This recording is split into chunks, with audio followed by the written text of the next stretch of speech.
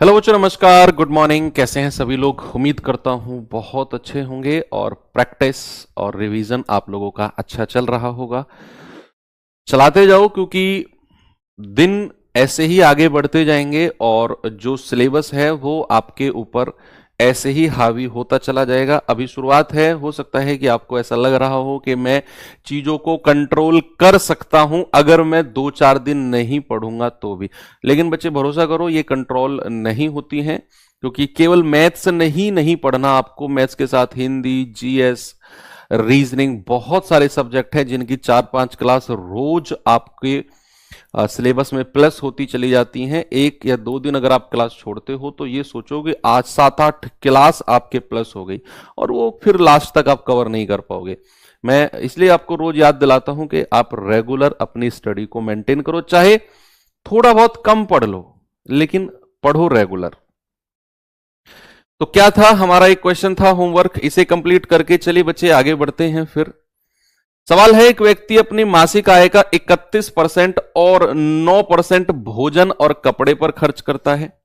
तो भैया शेष किसी के साथ भी नहीं लगा हुआ, उसने बोल दिया 31% और 9%। ऐसा नहीं बोला शेष का 9%, नहीं, 31% और 9% भोजन और कपड़े पर। अब उसने वर्ड यूज किया 31 और 9 के बाद जो बचा, कह रहे शेष का 1/3 बच्चों की शिक्षा पर खर्च किया। प्रति माह 4500 बचाता है, जो कि भोजन, कपड़े और बच्चों की शिक्षा पर खर्च करने के बाद जो बचा है उसका आधा है। उसका आधा नहीं, आधा है। बताइए उसकी मासिक आय कितनी होगी? थोड़ा सा सोचने वाला क्वेश्चन था, दिया था मैंने आपको। मैं मान के चलता हूं कि भैया उसकी जो आय है ना वो 100% है, ये तो कल भी बताया था। अब भोजन भोजन और कपड़ा पर टोटल उसने कितना खर्चा किया है? 31% यहां पर और 9% कपड़े पर। तो भोजन और कपड़े पर बच्चे टोटल उसने 40% खर्चा किया। भोजन और कपड़े पर कितना किया? 40%। अब सवाल कहता है शेष का, कह रहा शेष का 1/3। तो पहले तो यह बताओ कि रिमेनिंग या फिर शेष बचा कितना है? 100 में से 40% अगर इन दोनों के पास चला गया तो मेरे भाई क्या 60% बचा है? भाई 100 में से 40% हटा दो, 60% ही तो बचेगा। कह रहा शेष का 1/3, शेष का 1/3 बच्चों की शिक्षा पर, यानी कि एजुकेशन पर कितना खर्चा किया? 1/3। किसका? 60 का 1/3। तो कितना आ गया? 20% यहां पर। तो अब कितना बचा है रिमेनिंग? बच्चे अगर मैं 60% में से 20% इधर दे दूं तो क्या अब यहां पर 40% बचा होगा? फिर उसने बोला कि वह प्रति माह 4500 बचाता है, जो कि भोजन, कपड़े और शिक्षा पर खर्च करने के बाद जो शेष बचा। तो भोजन, कपड़ा और शिक्षा पर खर्च करने के बाद तो 40% बचा है, करे उसका आधे के बराबर है। जो उसने 4500 बचाए हैं ना, ये 40% की वैल्यू नहीं है, ये इस 40% का भी आधा बोला उसने। तो इसका भी अगर मैं हाफ कर देता हूं तो कितना आता है? 20%। और इसी 20% की वैल्यू 4500 के बराबर है। आपसे कह रहा है 100% की वैल्यू बता दो क्या होगी? What is the value of 100%? तो आप कहोगे सर 1% और 100% निकाल लो, या फिर आप सीधा 20% से 100% अगर बनाना चाहते हो तो 5 से गुणा करनी पड़ेगी। भाई 20 पंजे 100 होता है ना, तो इधर भी 5 से गुणा कर दो। तो आप कहोगे सर ये तो 22,500 रुपए वैल्यू आ गई 100% की, और यही उसकी इनकम है, यही उसकी मंथली इनकम, मासिक आय। कल आप लोगों ने जिसने इस क्वेश्चन में दिमाग लगाया, मुझे भरोसा है आप एंड तक पहुंच गए होंगे। चलिए तो फिर बढ़ते हैं आज के सेशन की तरफ। बात करते हैं अब आय, खर्च, बचत की। भाई ओवरऑल आपको कमाना है, और आप जब एंट्री करोगे ना सरकारी फील्ड में, 8वां वेतन आयोग लग चुका होगा। देखो कितने किस्मत वाले हो तुम, कितने किस्मत वाले हो। वेतन आयोग लगा और तुरंत तुम्हारी नौकरी। जो लोग आपसे महीना, 2 महीना, 4 महीना पहले आपसे आपसे 5-6 साल सीनियर थे, 5-6 साल, 6 साल कम से कम सीनियर थे। 6 साल से जो वो सैलरी अपनी कमा के लाए, मान लो 6 साल पहले उनकी सैलरी 30,000 थी, 6 साल बाद उनकी सैलरी सपोज दैट 40,000 हुई। आप लगते के साथ ही 40,000 रुपए लोगे, वो लोगों को दुख लगेगा कि यार हम तो 6 साल में 40,000 तक पहुंचे थे, लगते ही 40,000 रुपये आ गया। तो ये किस्मत है भाई। अब वो किस्मत को कितने अच्छे से आपको वहां तक पहुंचाना है वो आपके ऊपर डिपेंड करता है। लोग अक्सर पढ़ाई को किस्मत से रिलेट कर लेते हैं कि भाई मेरा सिलेक्शन नहीं हो रहा, मेरी किस्मत बेकार है, उसका सिलेक्शन हो गया, उसकी किस्मत अच्छी है। वो किस्मत नहीं, वो प्रॉपर मेहनत होती है। कि आप ऐसे बोला करो ना, मैंने मेहनत नहीं की इसलिए मेरा सिलेक्शन नहीं हुआ, उसने ज्यादा मेहनत करी उसका हो गया। हां, अगर आप 0.1 0.2 नंबर से रहते हो तो मैं थोड़ा बहुत किस्मत का फैक्टर कहूंगा, मैं तब भी नहीं कहूंगा। लोग कहते हैं, इसलिए मैं उनको निराश नहीं करना चाहता, इसलिए मैं कहूंगा कह सकते हो। लेकिन पर्सनली अगर मैं अपने पॉइंट ऑफ व्यू से कहूं तो मैं बहुत रिजिड हूं इस मामले में। मैं कहूंगा अगर आप 0.1 नंबर से भी रह रहे हो ना, तो भी आपकी मेहनत में कमी है, तो भी आपकी ही मेहनत में कमी है। ये आप एक्सेप्ट करो, बुरा मानने की बात नहीं है। किस्मत फैक्टर है। जैसे अभी मैंने वेतन आयोग बताया कि आप पहुंचे, वेतन आयोग लगा, ये किस्मत है, ये आपका लक है। चलिए, तो अब हम चलते हैं आय, खर्च और बचत के क्वेश्चन के पास। आय, खर्च और बचत। क्या बच्चे मैं ये कह सकता हूं कि इनकम, एक्सपेंडिचर और सेविंग, भाई खर्च को बोलते हैं एक्सपेंडिचर, बचत को कहते हैं सेविंग, आय को कहते हैं इनकम। क्या अगर मैं खर्च और बचत को जोड़ दूं, क्या वो मुझे आय के बराबर मिलेगा? क्या वो मुझे आय के बराबर मिलेगा कि नहीं? अगर मैं एक्सपेंडिचर और सेविंग दोनों को जोड़ दूं तो क्या बचे, वो आय इनकम के इक्वल हो जाएगा? आप कहेंगे हां जी सर। अगर मैं यहां से खर्चा पूछूं कितना है, तो क्या अगर आप बचत को आय में से घटा दो, अगर आप कहोगे सर बचत को आय में से घटा दो, तो आपका खर्चा आपको पता चल जाएगा। अगर मैं कहूंगा कि भैया मुझे सेविंग यानी कि बचत बताओ क्या है, तो आप क्या करोगे, खर्च को आय में से घटा दोगे, इनकम में से एक्सपेंडिचर माइनस करोगे, तो आपको सेविंग मिल जाएगा। बेसिक फॉर्मूला आपका यही है। अब इसमें सवाल कैसे बनते हैं जरा देखना। 1-2 टाइप के क्वेश्चन बनते हैं।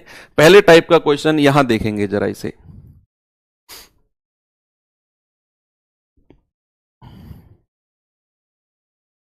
सवाल है, एक व्यक्ति अपनी आय का 70% खर्च करता है। यदि उसका खर्चा 30% बढ़ता है और बचत 25% बढ़ती है तो उसके वेतन में कितने परसेंट की वृद्धि होगी? बहुत ही बेहतरीन कॉन्सेप्ट के साथ क्वेश्चन कराऊंगा ये वाला मैं आपको। ऐसे क्वेश्चन में सबसे पहले जो पहली लाइन आपको दी होगी ना, सबसे पहली लाइन, उसको दोबारा पढ़ो। ये पहली लाइन को दोबारा पढ़ो और इस पहली लाइन से मुझे इनकम, एक्सपेंडिचर और सेविंग, आय, खर्च और बचत का रेशियो, जल्दी से जितना मैं पूछ रहा हूं केवल उतना जवाब बताओ मुझे कि पहली लाइन से आय, खर्च और बचत का अनुपात, रेशियो क्या होगा। आप कहेंगे कि सर अगर मैं यहां पर इनकम लिख दूं, यहां पर एक्सपेंडिचर लिख दूं और यहां पर सेविंग लिख दूं, तो सवाल ने बोला है अपनी आय का 70% खर्च किया। एक बार और पढ़ो, अपनी आय का 70% खर्च किया, तो अगर मैं उसकी आय को 100 मान लूं तो उसने खर्चा कितना किया? 70। कितना किया बच्चे? उसने खर्चा किया 70। तो अगर 100 रुपए कमाए और 70 खर्च कर दिया तो बचाया कितना होगा? क्या 30 रुपया बचाया नहीं होगा? आप कहेंगे हां। रेशियो बना लो, ये 0 से 0 से 0 गया, आपका रेशियो आ गया 10, 7 और 3। ये रेशियो बनते ही आपका सवाल 60% खत्म हो गया। अब सवाल ने बोला है कि उसका खर्चा 30% बढ़ गया, बढ़ा यानी कि प्लस, तो यहां पर प्लस का 30% लिख दो खर्चे के नीचे। फिर कह रहा है उसकी बचत 25% बढ़ गई, बढ़ गई यानी कि प्लस, और अगर घटा बोलता कि घट गया तो माइनस का साइन लेता मैं, तो उसकी बचत भी 25% बढ़ गई तो प्लस का 25% यहां लिख दो। बहुत बढ़िया तरीका बता रहा हूं, कोई जीरो वीरो नहीं मानना आपने। अब इनकी मल्टीप्लाई कर दो, सीधी सीधी मल्टीप्लाई कर दो, ये आ गया 210%, ये आ गया 75%, थोड़ी देर पहले मैंने एक फॉर्मूला आपको लिखवाया कि आय बराबर खर्च प्लस बचत होता है। अगर आप इन दोनों परसेंट को जोड़ दोगे तो क्या बच्चे, आपको आय का प्रतिशत मिल जाएगा। तो आप अगर 210 और 75 को जोड़ते हो तो क्या 285% मिलता है आपको। क्या बच्चे, अगर इन दोनों को जोड़ दोगे आप तो क्या 285% आय मिलेगा आपको। एक लास्ट का काम और बच गया, आपका आंसर आ चुका है। उसने क्या पूछा, आय में प्रतिशत वृद्धि या वेतन में प्रतिशत वृद्धि। तो 285 को बस एक जो आपका रेशियो दिया हुआ है ना उससे डिवाइड करना है, आपका जवाब आएगा 28.5%। मैं कह रहा हूं इससे खूबसूरत तरीका इस सवाल का हो ही नहीं सकता है। सबसे बेस्ट, सबसे कम समय में होने वाला तरीका है। एक और सवाल दूंगा, खुद से ट्राई करना। सबसे पहला काम क्या है कि पहली लाइन से हमें आय खर्च बचत का रेशियो लेना है। जो जिसका परसेंट दिया होगा उसके नीचे लिख के मल्टीप्लाई करना है। दोनों को जोड़ दिया, आय मिल गया, उसके रेशियो से डिवाइड कर दिया, आंसर आ गया। एक और सवाल दूंगा, तैयार रहना। अब आप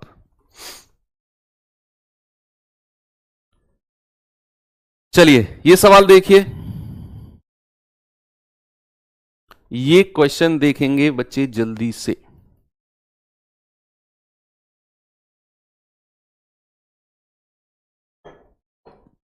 कह रहा है कि सुरेश अपनी मासिक आय का 85% खर्च करता है।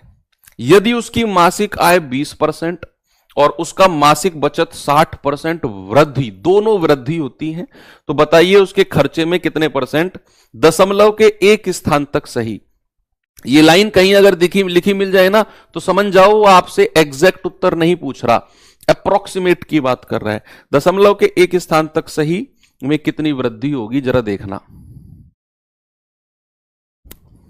आलू का पराठा खा लो सर, जब सिलेक्शन लेके आओ ना बनवा के लाना मेरे लिए सम्मान समारोह में, जब देखूंगा कितना खिलाने वाले हो तुम लोग। भाई सबसे पहली लाइन आप पढ़ो। सबसे पहली लाइन में आप लोग सबसे पहले इनकम, एक्सपेंडिचर और सेविंग का रेशियो, अनुपात लो मेरे भाई। आप यहां लिखोगे इनकम, यहां लिखोगे एक्सपेंडिचर और यहां लिखोगे सेविंग। और आप कहोगे कि सर अगर उसने आय का 85% खर्चा किया है ना, तो अगर उसकी इनकम 100 है तो उसने 85 उड़ा दिया, खर्च हो गया। तो 100 में से 85 खर्चा किया, 15 बचा होगा। 5 तिया 15, 5 से जाएगा 17 बार, 5 से जाएगा 20 बार। ओके। अब सवाल कहता है उसने आय में 20% और बचत में 60% की वृद्धि हुई। वृद्धि को प्लस में रखना है तो प्लस का 20% और प्लस का 60%। मल्टीप्लाई कर दो, 20 हम 400 और 6 तिया 18। अभी थोड़ी देर पहले एक मैंने फॉर्मूला लिखवाया आपको कि भाई साहब आय बराबर खर्च प्लस बचत। अगर मुझे यहां से खर्चा चाहिए, सामने देखेंगे भाई साहब black T shirt, black Jersey, आपसे कह रहा हूं, अगर मुझे यहां से खर्चा चाहिए तो क्या मैं बचत को आय में से माइनस कर दूं। क्या मैं बचत को माइनस कर दूं, आय में से मुझे खर्चा मिल जाएगा। तो इस क्वेश्चन में जरा देखेंगे कि अगर मुझे खर्चा चाहिए तो इस बचत को आय में से माइनस कर दो, यानी कि 400 में से 180 माइनस कर दो। आप कहोगे सर 220 आ गया। कितना आ गया, 220 आ गया। 220। बस एक काम और करना है आपने, 220 से डिवाइड कर देना है इसके रेशियो को, तो आपका जवाब आपको मिल जाएगा 17 एकम 17, 5 17 तिया 51 ज्यादा हो जाएगा, 17 दूनी 34, 12 पॉइंट समथिंग। एक ही ऑप्शन है 12.9, बिल्कुल करेक्ट हो जाएगा। इससे बेहतर तरीका हो ही नहीं सकता सवाल का। आप कहेंगे कि सर आपने दोनों क्वेश्चन वृद्धि के करवाए हैं, क्यों भाई, यही किया है ना। क्या अगर मैं किसी क्वेश्चन में कमी कर दूं, फॉर एग्जाम्पल अगर मैं आपसे कहूं कि भाई आय, खर्च और बचत, इसका रेशियो है 5-3-2, मैं क्वेश्चन दे रहा हूं आपको 5-3-2, आपसे कहेगा कि भाई उसकी आय में वृद्धि हुई है 20% की, उसकी आय में वृद्धि हुई है 20% की। ओके। और उसके खर्चे में कमी हुई है 5% की। उसके खर्चे में क्या हुआ है, 5% की कमी हुई है, कमी को माइनस में रखना है। तो बताइए बचत पर क्या प्रभाव पड़ेगा, what will be the impact on saving. जल्दी से सोच समझ के बताओ। ये प्लस का मतलब है आय बढ़ी, माइनस का मतलब है खर्चा कम हुआ।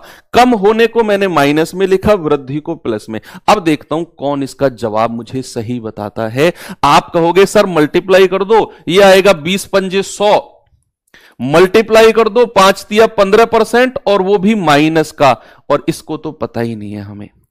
लेकिन हमें यह जरूर पता है कि अगर मैं आय बराबर खर्च प्लस बचत करता हूं तो आय कितनी है 100%, खर्च कितना है माइनस का 15 और प्लस सेविंग, तो यहां से सेविंग कितनी हो जाएगी, ये -15 इधर आकर प्लस हो जाएगा, 115 हो जाएगा। क्या ये माइनस का 15 इधर आके प्लस बन जाएगा, तो क्या बच्चे मैं यहां 115% लिखूं। आप अगर सोच रहे हो 100 में से 15 घटा दो ना, यहां 15 के साथ पहले से ही माइनस का साइन है, इसलिए मैंने ये आपको लिख के दिखाया कि ये माइनस का 15 इधर आकर 100 में जुड़ेगा, 115 आएगा। बस एक काम और करना है, 115 से डिवाइड करना है 2 को, ये आएगा 57.5%। 57.5% बिल्कुल सही है। तो वो लोग जो ये 15 माइनस कर रहे हो 100 में से, समझ जाओ अगर ये कमी वाला केस होगा तो फिर ये इधर आकर प्लस होकर 100 में जुड़ेगा। ठीक है, वेरी गुड। चलिए अब थोड़ा सा अलग एक और टाइप का क्वेश्चन होता है इसमें, इसको देखिए जल्दी से बच्चे, इस सवाल को देखेंगे क्या होगा।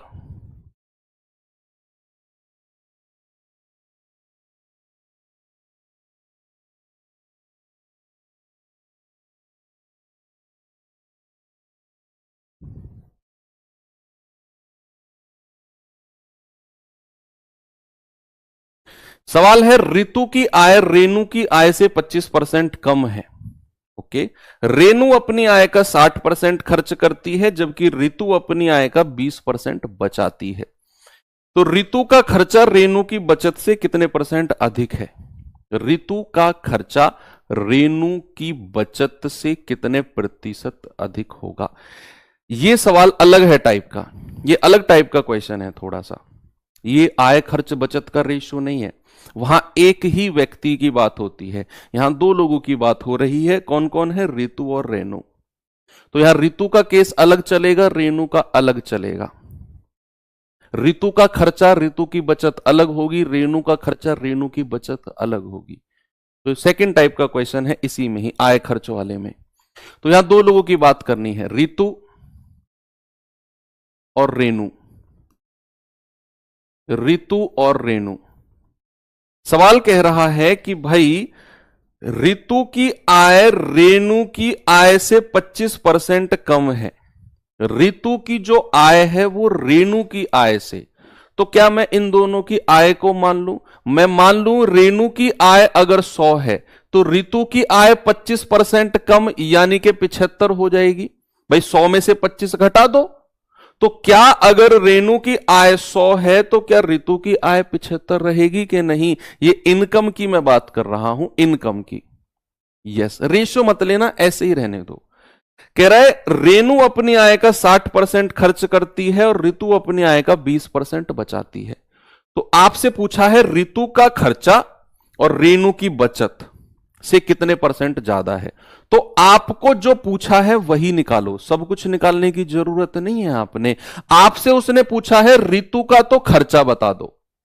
अब रितु का खर्चा कितना है, सवाल ने बोला है कि रितु 20% बचाती है। यहां से पढ़ो, रितु 20% बचाती है। बच्चे अगर रितु 20% बचाती है तो रितु खर्चा कितना करती होगी, 80%। मैंने आपसे बोला जितना आपसे पूछा है और जो आपसे पूछा है वही निकालना है। सबसे लास्ट की लाइन में मैंने पढ़ा है कि रितु का तो खर्चा और रेणु की बचत से कितना % ज्यादा है। आपको केवल रितु का खर्चा चाहिए, लेकिन सवाल ने आपको वो क्या बोला है, रितु 20% बचाती है, 80% खर्च करती होगी, तो यहां 75 का 80% निकालो। रेणु की बचत निकालनी है, सवाल ने दिया है रेणु 60% खर्च करती है, तो रेणु बचाती कितनी होगी, रेणु की बचत पता करनी है। रेणु अगर 60% खर्च कर रही है तो 40% बचाती होगी। जो पूछा वही चाहिए आपको, वही निकालना है। तो 80% का फ्रैक्शन 4/5 होता है 75 का, 15 5 75 और 15 चौकू 60। बचत 40% का फ्रैक्शन 2/5 होता है 100 का, तो 5 से जाएगा 20 बार और 20 दूनी 40। अब एक बार पढ़ लो, सवाल ने आपसे पूछा क्या है। आपसे कह रहा है ऋतु का खर्चा रेणु की बचत से कितने % अधिक है। तो रेणु की बचत 40, ये 60, कितना अधिक है सर, ये तो 20 अधिक है भाई, ये 40 है ये 60 है, और परसेंट में बताना है तो 20/40 रेणु की बचत नीचे रखनी है, क्योंकि जिसके साथ से लगा होगा, मैंने आपको बोला कल परसों की क्लास में भी, उसको नीचे रखते हैं। तो 20 दूनी 40 और 2 से जाएगा 50 बार। कितना आ गया बच्चे, 50%। ऑप्शन नंबर ए बिल्कुल सही है। अच्छा क्वेश्चन था। आपको क्वेश्चन में सब कुछ देगा, एक की बचत दूसरे का खर्चा। आपको सबसे पहले सवाल पढ़ के सबसे लास्ट में पहुंचना है कि उसने पूछा क्या। उसने पूछा ऋतु का खर्चा और रेणु की बचत, रेणु की बचत, वही आपको चाहिए। एक और सवाल ऐसा ही देता हूं आपको मैं। ये सवाल देखिए, ये सवाल देखेंगे बच्चे जरा, इसका जवाब देखिए क्या आ सकता है आपके एंड से।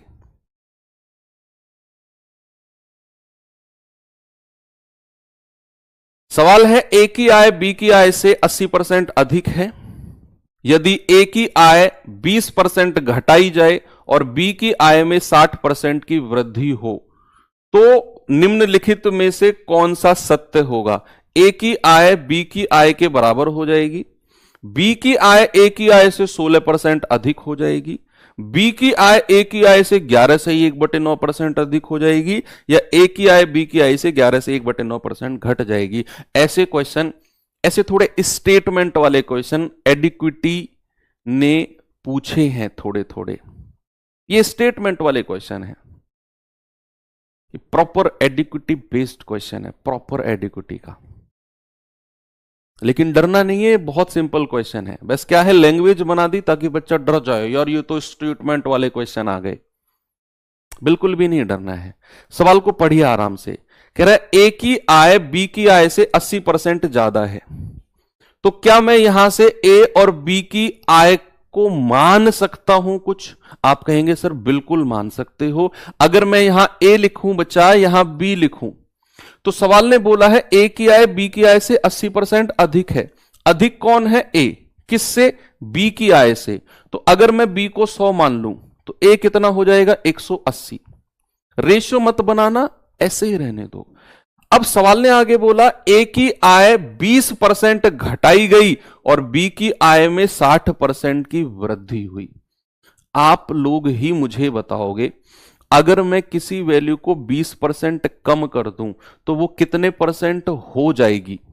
अगर मैं 20% बच्चे कम करता हूं किसी वैल्यू को, तो क्या वो वैल्यू 80% हो जाएगी। भाई 20% कम करने के बाद कोई भी वैल्यू बचेगी कितनी, आप कहेंगे सर बचेगी 80% बचेगी। ये सब लिखने की जरूरत नहीं है, ये तो मैं आपको जस्ट समझाने के लिए लिख रहा हूं, जस्ट समझाने के लिए। और अगर किसी वैल्यू में 60% की, बी की वैल्यू में 60% की वृद्धि हुई है ना, तो 60% की वृद्धि के बाद कितने % हो जाएगी, 160% हो जाएगी। ये जस्ट आपको समझाने के लिए लिखा है मैंने। अब ये 80% किसका, 180 का। तो 80% का फ्रैक्शन होता है 4/5 180 का। 5 से जाएगा 36 बार और 36 चौके 144। भैया 160% का मतलब होता है 160/100 मल्टीप्लाई बाई 100, तो ये आएगा 160। अब सवाल ने क्या बोला है, पहला ऑप्शन। अब ऑप्शन बाय ऑप्शन चलेंगे। सवाल का पहला ऑप्शन कहता है क्या ए की आय बी की आय के बराबर हो जाएगी, है ये तो 144 है, ये 160 है, बराबर कहां से हो गई, बराबर तो है ही नहीं। कह रहा है बी की आय ए की आय से, ए की आय से 16% ज्यादा है। चलो चेक करते हैं भाई, ए की आय से कितना ज्यादा है ये। ए की आय है 144, बी की है 160। क्या ये 16 ज्यादा है? परसेंट में नहीं, संख्या में ही। तो कितने परसेंट ज्यादा है? 16 बटे किसकी आय से बोला है उसने? ए की आय से। तो जिससे बोलता है वो नीचे मल्टीप्लाई बाई 100। तो 16 निम्मा 144। और पहली क्लास का टेबल ओपन करके देखो, जिसको मैंने याद करने के लिए बोला था कि अगर 1/9 लिखा हुआ है तो भैया उसका परसेंटेज होता है 11 सही 1/9%। तो यहां पे जो बी की इनकम है ना, वो ए से 11 सही 1/9% ज्यादा है। ऑप्शन बी क्या कहता है? 16%। गलत। ऑप्शन सी क्या कहता है? बी की आय ए की आय से 11 सही 1/9। बिल्कुल सही जवाब है ऑप्शन नंबर सी। आपको डी चेक करने की जरूरत नहीं है। डी में वो कह रहा है घट जाएगी। घटेगी कैसे भैया? 144 से 160 हुआ है, ज्यादा होगी।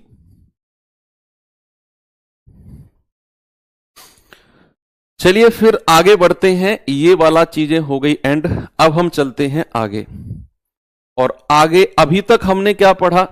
अभी तक आपने पढ़ा खर्चा, बचत और सेविंग। अब जो खर्चा हुआ, अभी तक आपने मोटा मोटा हिसाब लगाया कि भाई मैं 50,000 कमा के लाया, 30,000 उड़ा दिया, 20,000 बचा लिया। अब जो आपका खर्चा हुआ है ना, वो किस किस तरीके से खर्चा हुआ, इसके ऊपर एक टाइप मैंने बना दिया। आप मार्केट गए, मार्केट जाके आपने चावल का भाव पूछा। चावल वाले ने कहा भाई साहब चावल का रेट है 50 रुपए पर किलो। फॉर एग्जाम्पल चावल का रेट कितना है? 50 रुपए पर केजी। आपने कहा ठीक है भैया 5 किलो चावल दे दो।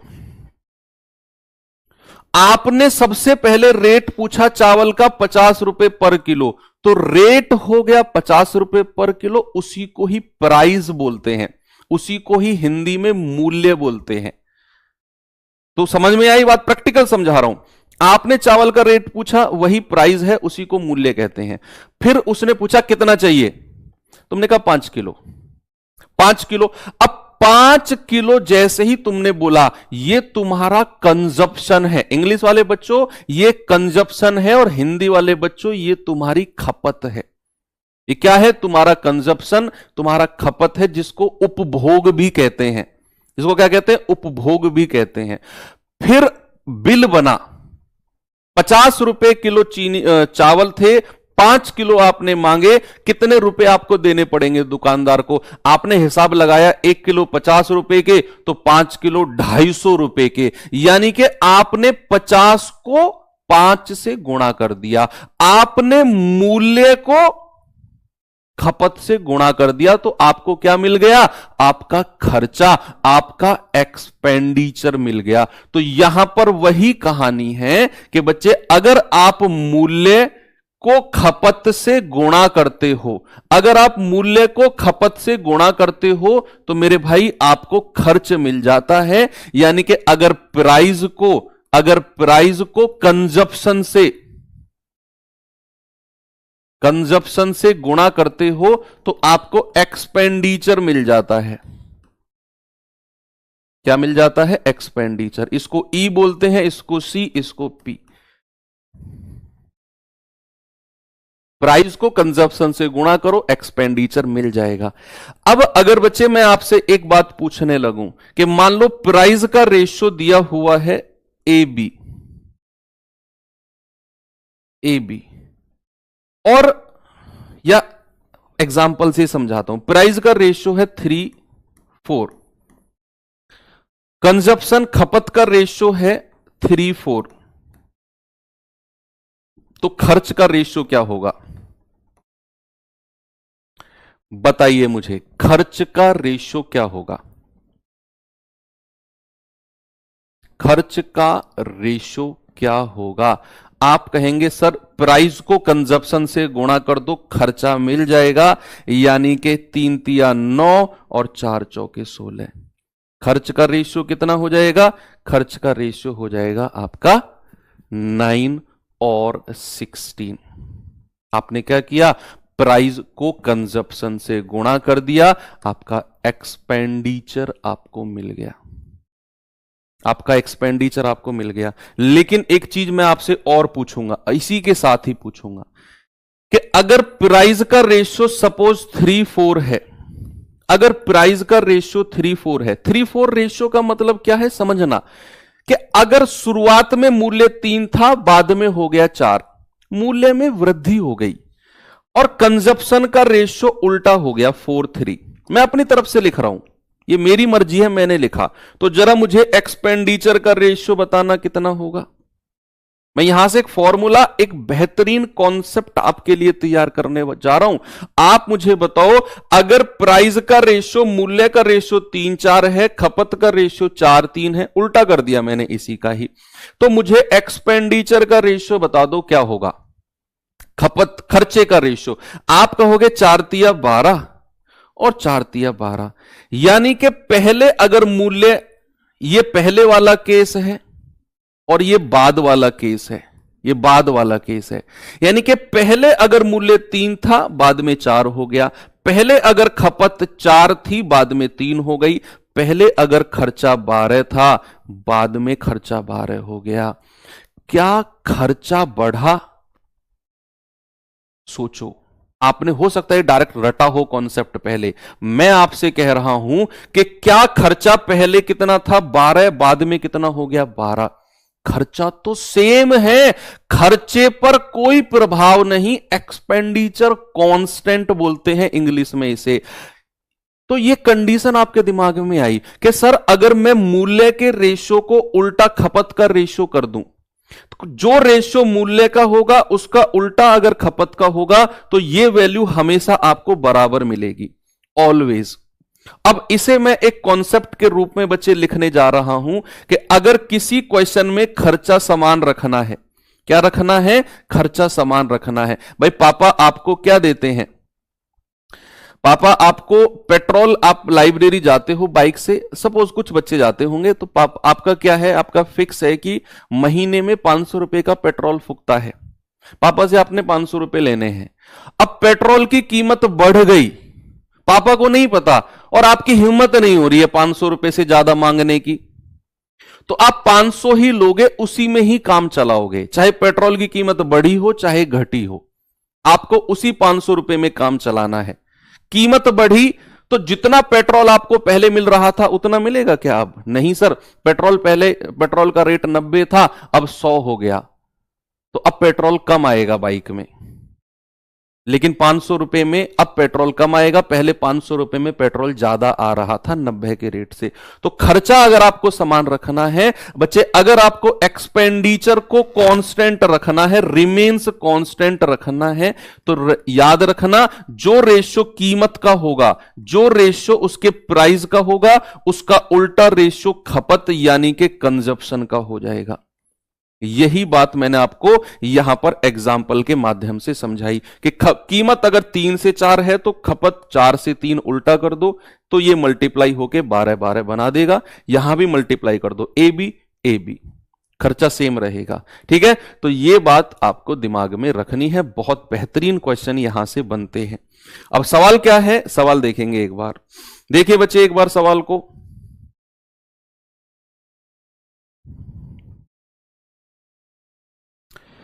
कह रहे यदि चीनी की कीमत 30% कम हो जाती है, कीमत 30% कम हो जाती है, तो एक गृहस्थ को चीनी की खपत में कितने % की वृद्धि करनी पड़ेगी ताकि चीनी पर उसका खर्चा कम ना हो, यानी कि उसका जो एक्सपेंडिचर है वो नहीं बदलेगा। उसने बोला है कि कीमत अगर 30% बढ़ी, कम हुई है ना, तो अपनी खपत को बढ़ाना चाह रहा है, वो कीमत कम हुई, खपत को बढ़ाना चाह रहा है ताकि उसके खर्चे पर कोई प्रभाव ना पड़े। तो सबसे पहले आप ये % जो दिया हुआ है इसका फ्रैक्शन, इसका भिन्न मुझे बता दो। आप कहोगे सर 3/10। तो प्राइस क्या बोला उसने? 30% कम। कम का मतलब क्या होता है मेरे भाई? 10 में से 3 घटा दो 7, और अगर खर्चा समान रखना है, अगर एक्सपेंडिचर को कांस्टेंट रखना है, तो जो रेशियो प्राइस का होगा, क्या कंजप्शन का रेशियो उसका उल्टा नहीं हो जाएगा? क्या ये 7 से 10 नहीं हो जाएगा? अभी तो बताया मैंने आपको, खर्चे को नहीं बदला उसने लिखा लास्ट की लाइन में ताकि उसका खर्चा कम ना हो। तो कितने की वृद्धि हुई है खपत में भैया? 7 से 10 हो गई खपत, प्लस का 3। और अगर परसेंट में बताना है तो 3 बटे, और पुरानी खपत कितनी है? 7 मल्टीप्लाई बाई 100, ये आ जाएगा 300 बटे 100, 7%। तो 7 चौको 28, 2 7 दूनी 14, 42 सही, 6 बटे 7%। ऑप्शन नंबर बी मेरा बिल्कुल करेक्ट है, 42 6/7%। ठीक है बच्चे, आगे चलूं और बताऊं सवाल आगे। एक और क्वेश्चन देखते हैं, इसको देखिए, करिए इसे।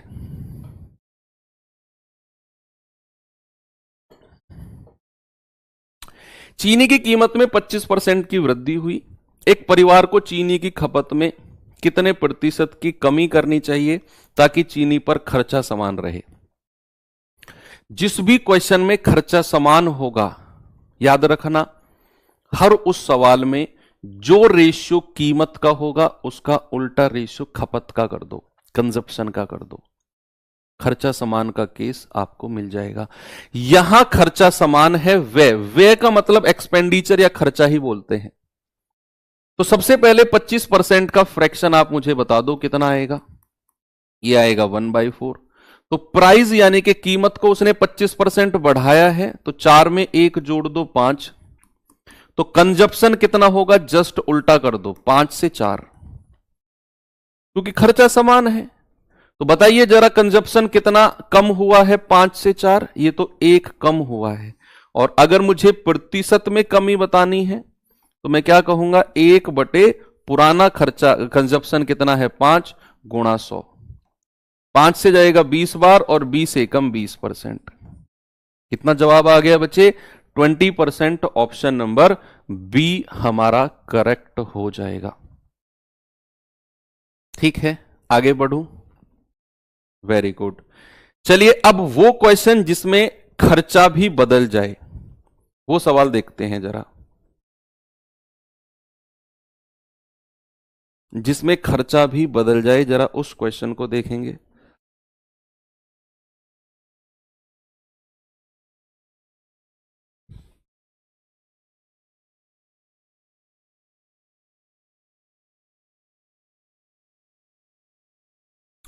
सवाल है, किसी खाद्य तेल की कीमत में 45% की वृद्धि हुई। ओके, बजट को संतुलित बनाए रखने के लिए रेखा इस तेल की खपत में 20% की कमी कर देती है। देखो, 45% की वृद्धि तो कीमत में हुई, रेखा ने खपत में 20% की कमी कर दी। कह रहा है बताइए तेल के कारण खर्चे में होने वाली वृद्धि कितनी होगी। अब यहां खर्चा समान नहीं है, वो पूछ रहा है खर्चे में वृद्धि कितनी होगी, ये पूछ रहा है। वो आपसे कह रहा है कीमत 45% बढ़ी तो रेखा ने खपत को 20% कम कर दिया। भाई तेल की कीमत बढ़ेगी तो हम लोग उसका कंजप्शन, अभी बीच में क्या हुआ था, साल 2 साल पहले प्याज के भाव बढ़ गए थे तो लोगों ने प्याज खानी कम कर दी थी। इवन जो ये बाहर ये लगे होते हैं स्टॉल वगैरह जो लगे होते हैं खाने के, इन्होंने तो प्याज देनी बंद कर दी थी कि भाई प्याज के रेट बढ़ गए। तो क्या करते हैं लोग, जब रेट बढ़ जाते हैं तो हम उसका कंजप्शन, हम उसकी खपत को कम कर देते हैं, खाना कम कर देते हैं। टमाटर के रेट बढ़ गए तो लोगों ने सब्जी में टमाटर डालने बंद कर दिए, नहीं तो सलाद में भी टमाटर लोग खा रहे हैं। तो रेट बढ़ा, लोगों ने उस चीज को कम कर दिया। यही चीज है कि भैया अगर कीमत 45% बढ़ी तो उसने क्या हुआ, अपने खपत को 20% कम कर दिया। कह रहा है बताओ खर्चा कितना परसेंट बढ़ा है। तो सबसे पहले 45% का फ्रैक्शन बता दो कितना होगा। 45/100, ये आ जाएगा 5 नाम 45, 5 से जाएगा 20 बार। दूसरा फ्रैक्शन है 20% का, इसका तो आप जानते हैं 1/5 होता है। सवाल कह रहा है कि कीमत के बारे में, कि कीमत 45% बढ़ी है, तो कीमत बढ़ी है तो प्राइस कितना हो गया, 20 में 9 जोड़ दो 29। कंजप्शन खपत के बारे में बोला है 20% कम कर दी, तो 5 में 1 कम कर दो 4, तो ये मल्टीप्लाई कर दो, खर्चे के बारे में मिलेगा 20 पंजे 100 और 29 चौकू 116।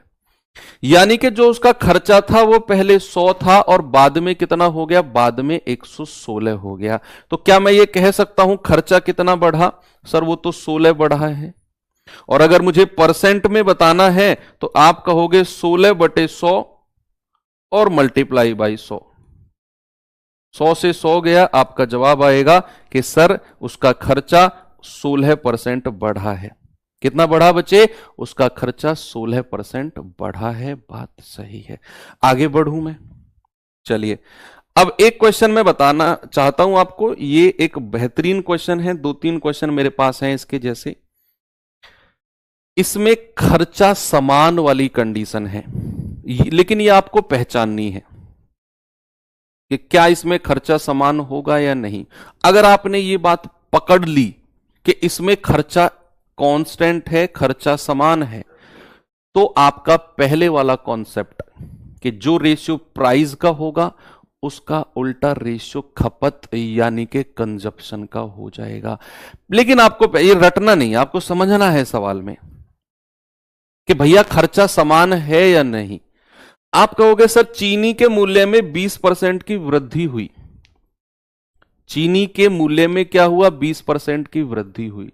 एक व्यक्ति 120 रुपए में 3 किलोग्राम चीनी कम खरीद पा रहा है। अब इस लाइन से बच्चे कंफ्यूज हो जाते हैं थोड़े से कि 120 रुपए में 3 किलोग्राम चीनी, तो वो सोचते हैं कि ये 3 किलो चीनी 120 रुपए में आई है। ऐसा सोचते हैं। सच में आप पढ़ो, आप भी यही सोचोगे कि भैया 20% की वृद्धि हुई और आप एक व्यक्ति 120 में 3 किलोग्राम कम खरीद पा रहा है, तो कहीं ना कहीं आपको ऐसा नहीं लग रहा कि ये 3 किलो चीनी 120 रुपए में आ रही है? ऐसा लग रहा है ना? लेकिन ये इसका मतलब नहीं है। कह रहा चीनी का बढ़ा हुआ मूल्य। तो इससे पहले मैंने आपको वो बताया कि आप क्या समझोगे इसका मतलब, लेकिन इसका असली मतलब क्या है कि उस व्यक्ति के पास 120 रुपए टोटल है, उसके पास 120 रुपए टोटल है। ये जो उसने सवाल में बोला है ना 3 किलो चीनी कम खरीद पा रहा है, ये किसकी वजह से? ये बच्चे मूल्य में 20% की वृद्धि की वजह से है। इसका 120 से कोई लेना देना नहीं है। ये जो 3 किलो चीनी कम खरीद रहा है ना, मूल्य 20% बढ़ गया। उसके पास पहले भी 120 रुपए थे, मूल्य बढ़ने से पहले, और मूल्य बढ़ने के बाद भी उसके पास 120 रुपए ही है। बेचारे की जेब खाली है, घर से ही 120 रुपए लेके चला कि भाई चीनी लेके आनी है 120 रुपए की। अब जितनी वो घर से सोच के चला था उसको बोलते हैं मूल, ओरिजिनल, और जितनी उसे मिली वहां जाके दुकानदार ने जितना उसको दिया उसको बोलते हैं नया। जो घर से सोच के चला था कि भाई 120 रुपए लेके जा रहा हूं, फलाना फलाना चीनी खरीद के लाऊंगा, पता चला मार्केट में जाके 20% भाव बढ़ गया चीनी का, तो जितनी वो घर से सोच के चला था 120 में, अब उसको उतनी नहीं मिलेगी, उसको 3 किलो कम मिलेगी। लेकिन क्या इस 20% की वृद्धि से उसका जो खर्चा है वो बदलेगा? नहीं, उसने तो 120 पकड़ा दिए उसकी जेब में। या फिर जैसे आप एक एग्जांपल और समझो, आपकी आदत है आप पेट्रोल डलवाते हो बाइक में 100 रुपए का। हम लोग अक्सर ऐसा नहीं करते कि 1 लीटर डाल दो, 2 लीटर दे दो, 3 लीटर दे दो, कितने का हुआ। कभी पेट्रोल पंप पे ऐसा नहीं होता ना कि 3 लीटर डाल दो, बताओ कितने का हुआ। बहुत रेयर केस में होता है। हम कहते हैं 100 रुपए का डाल दो या 200 का डाल दो। हमें मतलब नहीं है पेट्रोल की कीमत बढ़ी है या कम हुई है, हमें पता है कि फिक्स 100 रुपए का डलवाना है। अब पेट्रोल पहले 90 रुपए का आ रहा था तो हमें ज्यादा पेट्रोल मिल रहा था, लेकिन पेट्रोल अगर 100 रुपए का हो गया तो उतना पेट्रोल नहीं मिलेगा जितना 90 का मिल रहा था। लेकिन हमारे पास तो पहले भी 100 रुपए का डलवा रहे थे, अब भी 100 रुपए का पेट्रोल डलवा रहे हैं। हमें मतलब ही नहीं है कीमत बढ़ो या कम हो। तो ये वही है कि पहले भी 120 रुपए की ही चीनी ले रहा था, कमी या वृद्धि होने के बाद भी 120 रुपए की ही लेगा, तो खर्चा उसका सेम रहेगा, खर्चा उसका कांस्टेंट रहेगा। बच्चे इन दैट केस हमारे दिमाग में सवाल अब क्लियर हो गया कि खर्चा समान वाली स्थिति है, और जो स्थिति, जो कंडीशन खर्चा समान वाली होती है उसमें हम जानते हैं कि 20% का फ्रैक्शन कितना हो गया, 1/5। तो प्राइस यानी कि कीमत कितनी हो गई, 20% की वृद्धि हो गई, तो प्राइस हो गया 5 में 1 जोड़ दो 6, और कंजप्शन खपत कितनी हो जाएगी, आप उल्टा कर दो, आप कहोगे 6 से 5। क्योंकि हम ये समझ गए कि इसमें खर्चा सेम है, उसका कांस्टेंट है, और वो कितना है, 120 रुपया है। खर्चा कितना है, 120 रुपया है, कांस्टेंट है। खपत के बारे में थोड़ा सा बात करते हैं कि पहले वो 6 यूनिट खरीद रहा था, मूल रूप से घर से सोच के चला था, लेकिन नया मिला है उसको 5 यूनिट, तो खपत बेचारे की कम हो गई 1 यूनिट। पहले सोच रहा था 6 मिलेगा, बाद में मिला है 5, 1 यूनिट कम हो गई, लेकिन सवाल में कह रहा है 3 किलो कम, तो 1 यूनिट का मतलब 3 किलो। अब यहां से बच्चे 4 सवाल बनते हैं। पहला सवाल बनता है उसका मूल कीमत, तो मूल कीमत के लिए उसकी मूल खपत बताओ कितनी होगी। आप कहोगे 1 यूनिट 3, 6 यूनिट 18, मूल खपत आ गई 18। तो मूल कीमत पूछेगा आपसे, ओरिजिनल कीमत यानी कि घर से कितनी कीमत वो सोच के चला था कि चीनी की ये रेट होगा, तो 120 बटे खपत 18 डिवाइड कर दो, ये उसकी मूल कीमत होगी। लेकिन आपसे ये नहीं पूछा, आपसे पूछा है कि भैया मूल खपत 18 है, 120 रुपए है, 120 बटे 18, 6 तिया 18, 20 बटे 3 रुपए पर किलो, 20 बटे 3 रुपए पर किलो। और अगर आपसे जो सवाल में पूछा है बढ़ा हुआ मूल्य यानी कि वो नया मूल्य पूछ रहा है, तो बच्चे 1 यूनिट 3 किलो, 5 यूनिट कितना आएगा, 15 किलो। 5 यूनिट कितना आ गया, 15 किलो। तो नई कीमत कितनी हो जाएगी, नई कीमत हो जाएगी 120 बटे 15, ये आ जाएगा 8 रुपए पर किलो। ये सवाल आपका इतना सा ही था, बस सवाल इतना सा ही था। ये तो मैंने आपको एक्स्ट्रा बताया है कि अगर आपसे मूल कीमत पूछेगा तो ये वाला पार्ट करना है, नई कीमत पूछेगा तो ये वाला पार्ट। एक और सवाल दूं, खुद से करेंगे, देखना, निराश मत करना मुझे, जल्दी से जवाब बता दो इसका। सभी बच्चे बताएंगे क्या जवाब होगा इसका।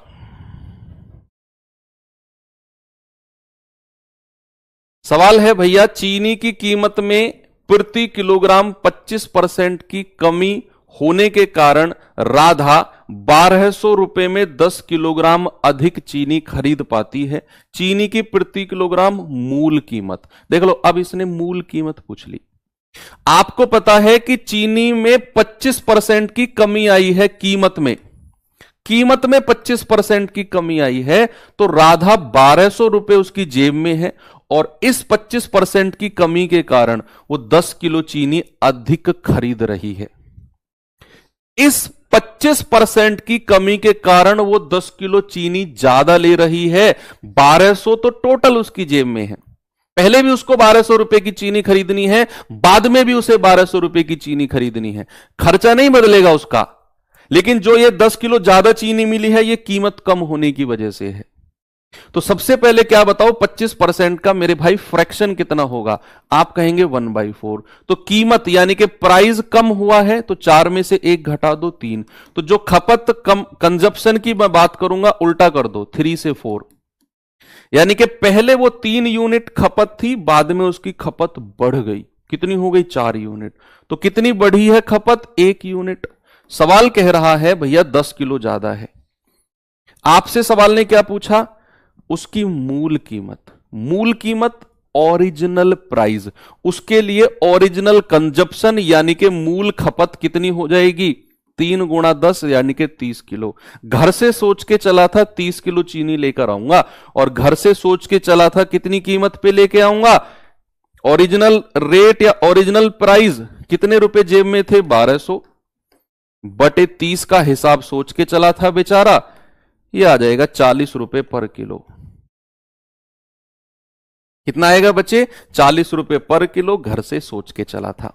एक और सवाल दूं, 100% बच्चों का जवाब आना चाहिए, 1% भी एक्सेप्शन नहीं निकलना चाहिए इस क्वेश्चन में। जल्दी से जवाब बताओ इसका क्या होगा।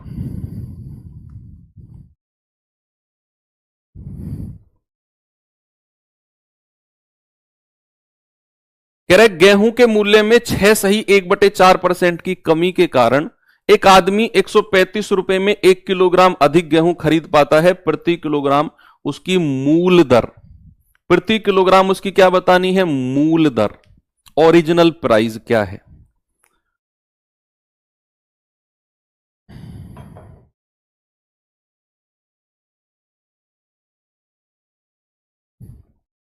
सबसे पहले इसका फ्रैक्शन बताओ, 6 सही 1/4% का। देखो अगर आप डायरेक्ट याद रख सकते हो तो 1/16 याद रखना, नहीं तो फिर आपको करना पड़ेगा 6 चौक 24 और 1 25/4%।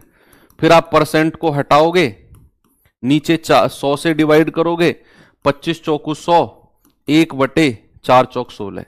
लेकिन मैं कहूंगा इसे डायरेक्ट याद रखो, 6 सही 1/4% का 1/16 होता है। ये स्क्रीन ठीक कर देना ऊपर।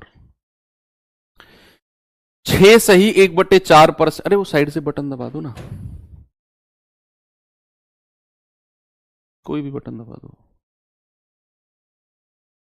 नीचे वाला ऑफ ही कर दिया, चलो कर दो, ऑन हो जाएगा। ठीक है, तो आपको पता है 6 सही 1/4% की कमी हुई है। कमी का मतलब है 16 में से 1 कम कर दो 15, तो भैया इसकी कंजप्शन कितना हो जाएगा? 15 से 16, यानी कि उसकी पुरानी खपत अगर 15 थी तो नई कितनी हो जाएगी? 16। कितनी बढ़ी? 1 यूनिट। और सवाल के अकॉर्डिंग 1 किलोग्राम। आपसे उसने क्या पूछा है? मूल दर। तो मूल दर के लिए मूल खपत पता होना जरूरी है। घर से कितना सोच के चला था? 15 किलो खरीदूंगा भाई, और कितने रुपए में? 135 में। तो मूल कीमत कितनी हो जाएगी? मूल कीमत कितनी हो जाएगी? आप कहेंगे सर 135/15, यानी कि 9 रुपए पर किलो। 9 रुपए पर किलो आपका जवाब है ऑप्शन नंबर सी। सभी बच्चे, एक भी बच्चे का जवाब अलग नहीं है, सबका 9 है। वेरी गुड, मजा आ गया। चलो कुछ परीक्षा वाले क्वेश्चन कर लेते हैं, एग्जाम बेस्ड क्वेश्चन।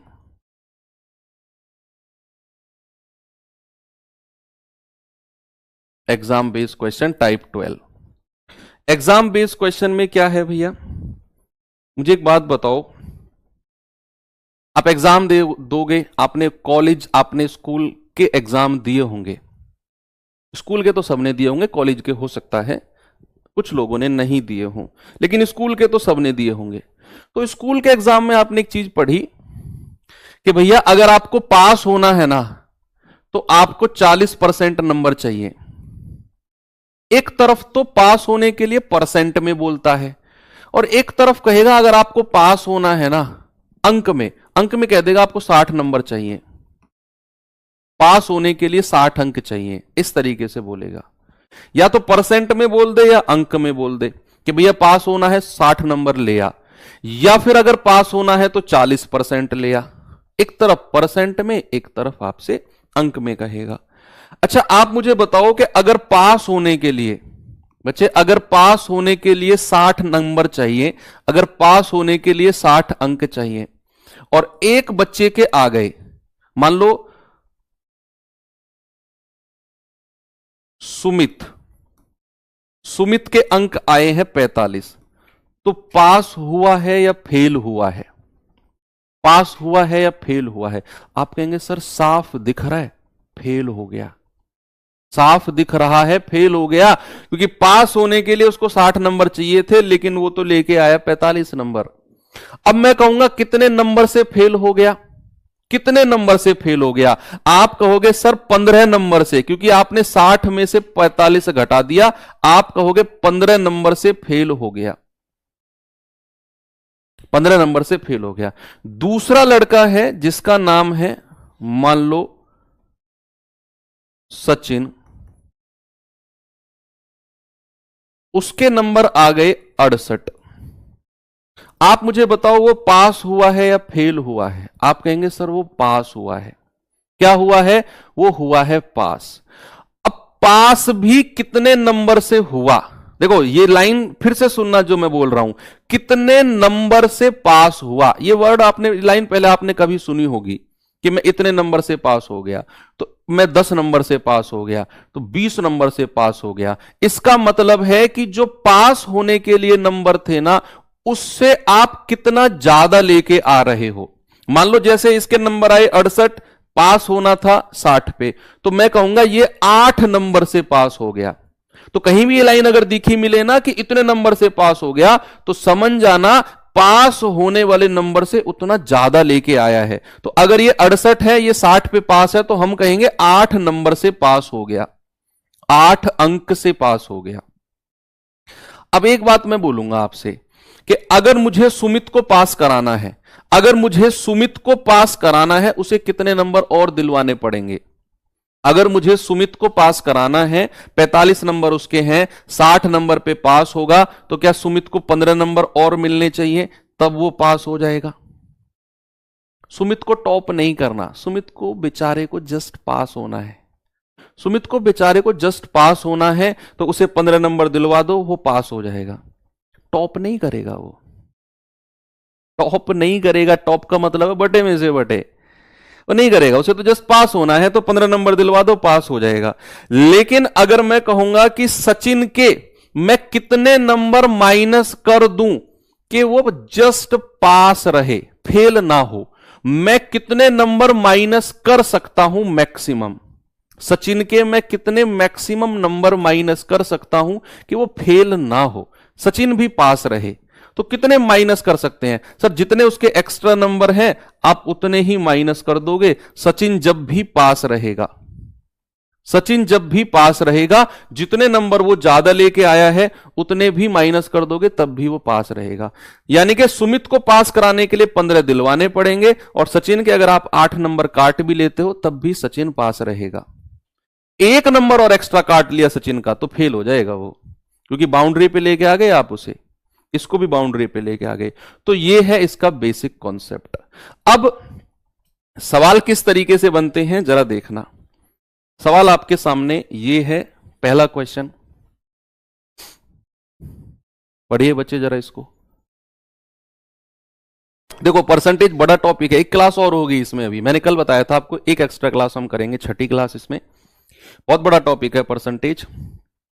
आप ये मान के चलो percentage, profit loss, discount, SI, CI, ये 4-5 टॉपिक आप कर लेते हो ना, तो लगभग 60 से 65% सिलेबस हो जाएगा आपका, 60 से 65%। उसके बाद चैप्टर बचेंगे, लेकिन वो छोटे छोटे चैप्टर होंगे, 2-2, 3-3 क्लास के maximum, 4 max to max 4 class. बस टाइम स्पीड डिस्टेंस थोड़ा सा रहेगा। कह रहे किसी परीक्षा में उत्तीर्ण होने के लिए टोनी को न्यूनतम 40% अंक प्राप्त करने हैं। टोनी के 40% आने चाहिए, वो पास हो जाएगा। लेकिन उसके 120 नंबर आए और 30 नंबर से अनुत्तीर्ण यानी कि फेल हो गया। बहुत दुख हुआ भाई। 40% नंबर अगर उसके आते हैं तो टोनी पास हो जाएगा, टोनी क्या होगा, पास हो जाएगा। लेकिन टोनी के 120 नंबर आए और 30 नंबर से फेल हो गया। अगर आप मुझे अभी अभी जो मैंने कॉन्सेप्ट आपको सिखाया, 120 नंबर आए और 30 नंबर से फेल हो गया, अगर टोनी को पास करवाऊं कितने नंबर और दिलवा दूं? बताओ, तुम ही बताओ। उतने नंबर टोनी को मैं दिलवा दूंगा कि भैया 120 नंबर टोनी लेकर आया, लेकिन बेचारा 30 नंबर से फेल हो गया, तो टोनी को मैं कितने नंबर और दिलवा दूं कि वो पास हो जाए। जो कॉन्सेप्ट यहां पर हमने सीखा कि सुमित 60 नंबर पे पास होता है, 45 लेके आया, 15 से फेल हो गया, तो सुमित को हमने वही 15 नंबर और दिलवा दिए, पास हो गया। तो बच्चे क्या मैं सुमित को ये वाले 30 नंबर दिलवा दूं, पास हो जाएगा। तो क्या ये 40% के बराबर हो जाएंगे इसके नंबर?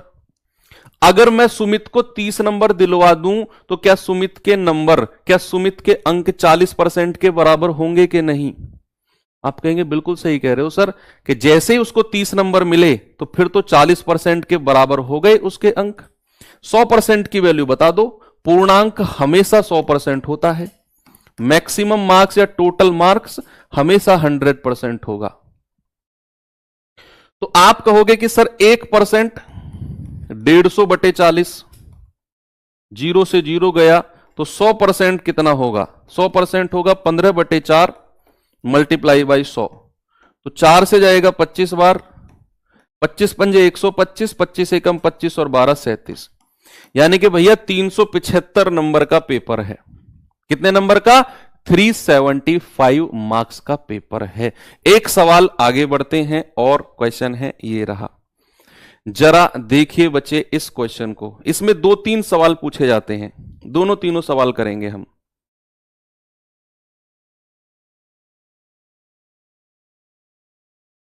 कह रहा है एक परीक्षा में राधा ने 20% अंक प्राप्त किए और 10 नंबर से फेल हो गई।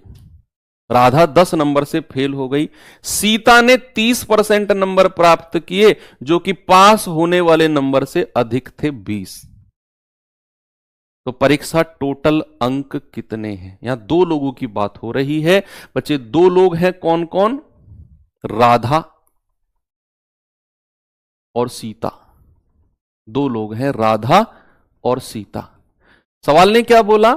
सवाल ने बोला कि राधा के 20% अंक आए, 10 नंबर से राधा फेल हो गई। तो राधा के नंबर कितने आए हैं? 20%। और राधा फेल कितने नंबर से हो गई है? राधा फेल, यहां पे लिख देता हूं राधा की, कि वो 20% नंबर आए, 10 नंबर से फेल हो गई, तो माइनस का 10 लिख दो। फिर बात आती है, कैसे समझाऊं आपको? ऐसे लिखते हैं कि भाई यहां पे लिखो राधा, यहां पे लिखो सीता। राधा के 20% नंबर आए और राधा 15 नंबर से फेल हो गई। फेल हो गई कितने नंबर से? 10 नंबर से। सीता के 30% नंबर आए और सीता 20 अंक अधिक लेकर आ गई, यानी कि पास होने वाले अंकों से 20 नंबर ज्यादा ले आई सीता, प्लस का 20। अच्छा, अब आप मुझे बताओ, अगर मुझे राधा को मुझे पास करवाना है, अगर मुझे राधा को पास करवाना है, राधा के पास 20% नंबर है। राधा के पास कितने नंबर हैं बच्चा? 20%। तो राधा को अगर मुझे पास करवाना है तो ये 10 नंबर उसको दिलवा दूं मैं, पास हो जाएगी। ये 20% में मत जोड़ना 10, 30% मत करना, ये परसेंट है और ये अंक है। राधा के पास 20% अंक है, 10 नंबर से फेल हो गई, उसको मैं 10 अंक और दिलवा रहा हूं कहीं से, तो पास हो गई। अगर मैं सीता के पास कितने अंक हैं? 30%, और सीता जो है वो 20 नंबर ज्यादा लेके आई है। मैंने थोड़ी देर पहले कॉन्सेप्ट सिखाया, अगर मैं सीता के 20 नंबर काट भी लूं, क्या सीता पास रहेगी? फेल थोड़ी हो जाएगी। तो अगर मैं सीता के 20 नंबर काट भी लूं तब भी सीता पास रहेगी। तो क्या ये दोनों कंडीशन पास की हो गई? ये भी पास, ये भी पास, दोनों को बराबर कर दो। दोनों को क्या करो? दोनों को इक्वल कर दो। बस आप परसेंट को एक तरफ ले लो भाई। 20% 30 में से घटेगा 10%, ये माइनस का 20 इधर आकर जुड़ेगा 30 हो जाएगा।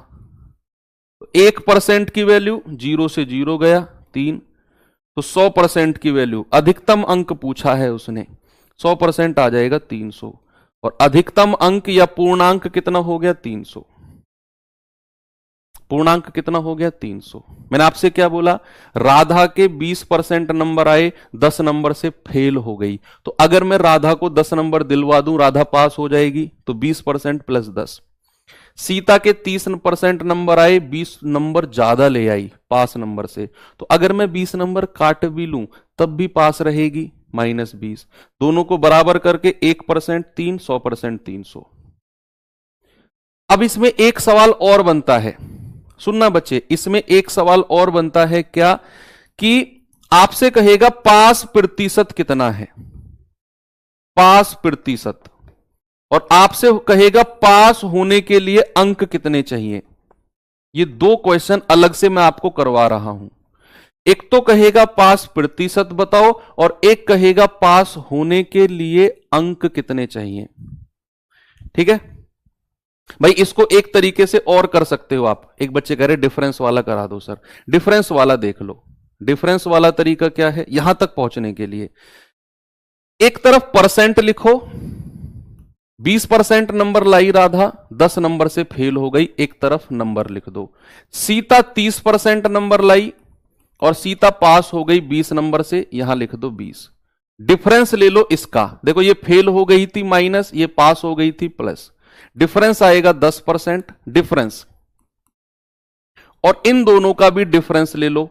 बच्चे याद रखना, माइनस और प्लस का डिफरेंस हमेशा जुड़ता है, माइनस और प्लस का डिफरेंस हमेशा ऐड होता है, माइनस और प्लस, क्योंकि ये फेल हो गई 10 नंबर से -10, ये 20 नंबर ज्यादा ले आई प्लस का 20, तो माइनस प्लस का डिफरेंस जुड़ेगा, इन दोनों का डिफरेंस 10, तो 1% की वैल्यू कितनी आएगी? 3, है ना, 0 से 0 कट गया। अब आपसे 2 क्वेश्चन और पूछेगा, 2 क्वेश्चन पूछेगा पास होने के लिए परसेंट और पास होने के लिए अंक। तो उस केस में आपको क्या करना है कि 1% की वैल्यू अगर 3 है तो 20% की वैल्यू कितनी हो जाएगी? 20% की वैल्यू 3 गुणा 20, आप कहोगे 60, यही कहोगे। तो 60 अंक लेकर आई है राधा और 10 अंक से फेल हो गई, तो 10 अंक और दिलवा दो। तो राधा को पास होने के लिए 70 नंबर चाहिए।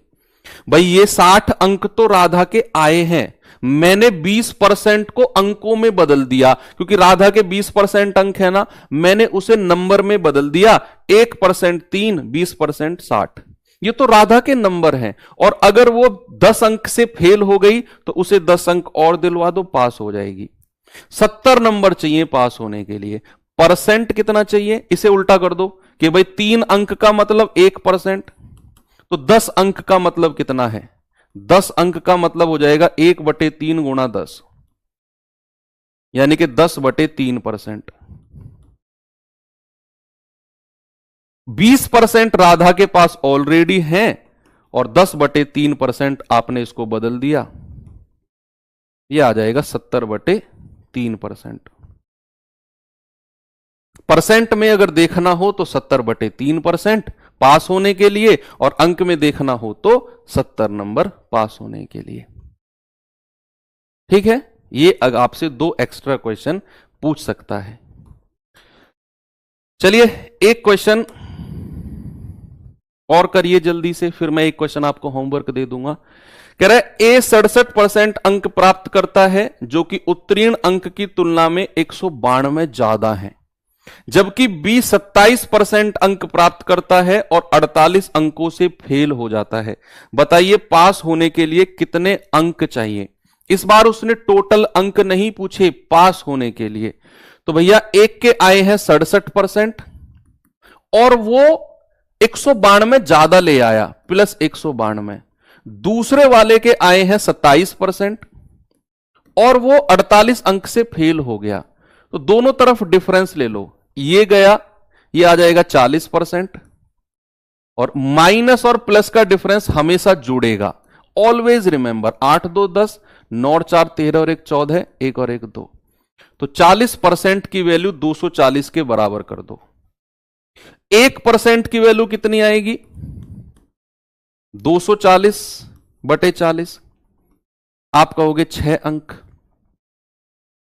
अगर वो ये कहता पूर्णांक कितने हैं या कुल कितने अंकों का पेपर है, पूर्णांक या कुल कितने अंकों का पेपर है, तो 100% बराबर 600, सवाल खत्म था। 1% 6, 100% 600, सवाल ओवर।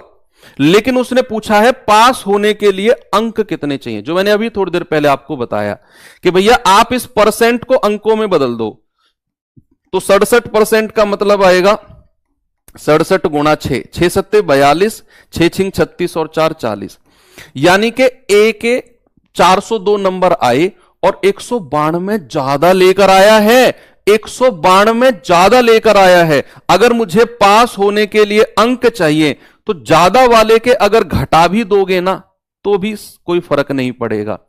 402 में से अगर 192 घटा भी दोगे, भाई वो 192 ज्यादा लेकर आया है, अगर 192 घटा भी दोगे तब भी वो पास रहेगा।